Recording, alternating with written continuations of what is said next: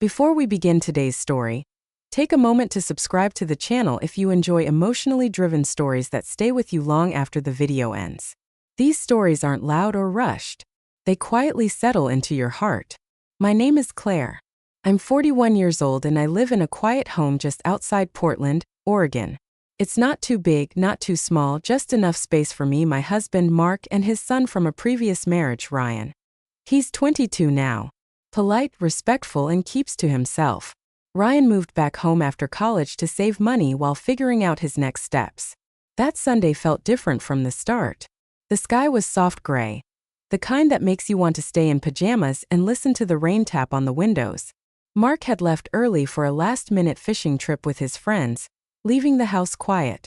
I spent the morning tidying up, folding laundry, watering the ferns, organizing the drawer that always seems to fill with spare keys and batteries. It felt good, like I was making space for something I couldn't name. Ryan stayed in his room most of the day. His music floated down softly, more rhythm than melody.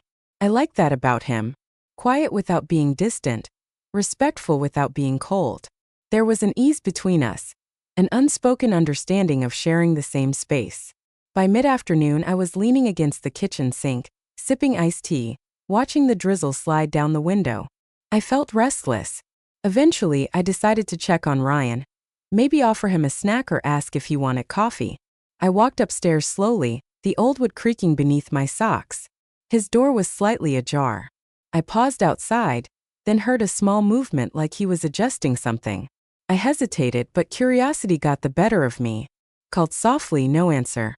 Leaning a little closer, I saw him sitting on the edge of his bed, focused on something, completely unaware I was there. It struck me then how little I truly knew him. The quiet boy I saw every day seemed heavier, more complex, and fragile. In that moment I should have turned away, but I didn't. For just a moment I stayed and then he looked up. Our eyes met. Everything stilled. He quickly adjusted himself, cheeks flushed. "I didn't know you were there," he said softly. "I'm sorry. I didn't mean to." I started stepping back. "It's okay," he said. "Just give me a sec." I nodded, stunned, unsure what had just happened. That fleeting quiet moment had already changed something between us. Later he appeared in the living room looking slightly different. Messy hair, loose sweatshirt, expression mixing weariness and nervousness. "Hey," he said quietly. "Hey," I replied. I was about to make some tea. "Thought I'd ask if you wanted a cup." "That actually sounds really nice," I said. And with a small pause, we walked toward the kitchen together. We moved toward the kitchen. The quiet of the house surrounding us. The rain still tapped softly against the windows. I poured tea into 2 mugs and we settled at the small kitchen table. For a moment, neither of us spoke. The kind of silence that isn't awkward. It's thoughtful, reflective. I kept thinking about the moment upstairs. The way Ryan had seemed so different, so real. Finally, he spoke. "Have you ever felt like you were supposed to be one version of yourself, but something else keeps tugging at you?" He asked quietly. I looked at him and nodded. All the time, I admit it. More often than I like to admit. He smiled faintly as if relieved that someone understood. That simple acknowledgement created a connection in the quiet kitchen. The air felt lighter. Not fully easy, not fully normal, but something had shifted. We talked about small things first. College, plans for the future, what he'd been learning, how the house had changed. Slowly, the tension melted, replaced by understanding. Then he laughed softly, recalling a small memory from last summer. "Do you remember when you forgot to lock the bathroom door?" I laughed, covering my face. "Oh my God, don't remind me," I said. He chuckled, shaking his head. "I wasn't trying to embarrass you. I just walked in at the worst possible moment." We both laughed. And the moment that had felt heavy now felt lighter, filled with warmth. It wasn't the same as before, but it was closer, more open. Even in the laughter there was something unspoken. A gentle awareness, a quiet bond forming. We didn't need to rush to define it. Sometimes understanding just needed time and patience. As the afternoon drifted on, Ryan helped me tidy the kitchen. We moved around comfortably, talking occasionally, the sound of rain in the background. Felt simple, safe, real. By evening, the house had returned to its usual quiet. But something had changed. A moment of honesty, a shared understanding, had quietly reshaped the day. It was a reminder that even small interactions could leave a lasting impact. And for the first time in a while, I felt like I truly saw Ryan, not just as Mark's son, but as a young man finding his place in the world, right there in our home. Night fell softly over the house. The rain had stopped, leaving a fresh, cool smell in the air. I curled up on the couch with a book, but my mind kept drifting back to Ryan, to the moments earlier in the day, the way he had opened up. Even just a little lingered in my thoughts.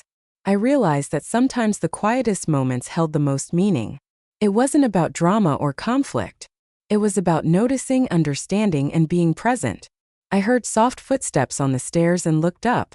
Ryan appeared at the edge of the living room, looking more relaxed than earlier, but still a little thoughtful. "Hey," he said quietly. "Hey," I replied, smiling gently. "I just wanted to say thanks," he said, "for today, for listening." "That's what family does," I answered. "And I'm glad we talked."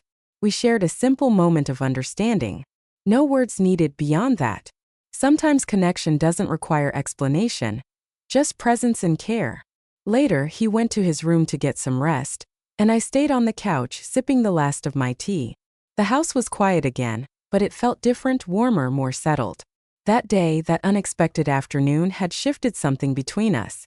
It was a reminder that even small gestures, shared smiles, or quiet conversations could leave a lasting impact.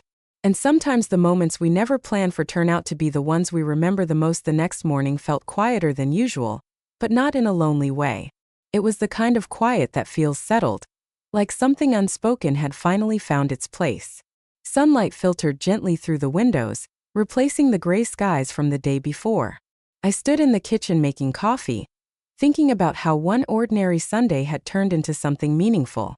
Ryan came downstairs a little later, looking more at ease than he had in a long time. "Morning," he said. "Morning," I smiled back. There was no awkwardness this time, no hesitation, just a simple natural calm, like we had crossed an invisible line of understanding. We talked briefly, nothing too deep, just everyday things. But even in those small exchanges there was something different, a quiet respect, a clearer connection. And that's when it truly settled in. Sometimes it's not the big moments that change relationships. It's the small unexpected ones, the ones that catch you off guard and gently remind you to see each other more clearly. Ryan wasn't just the quiet boy upstairs anymore. And I wasn't just someone passing through his life. We were simply two people learning slowly, quietly how to understand each other a little better. Final message/outro extension. Life doesn't always announce its important moments. Sometimes they arrive quietly in the middle of an ordinary day.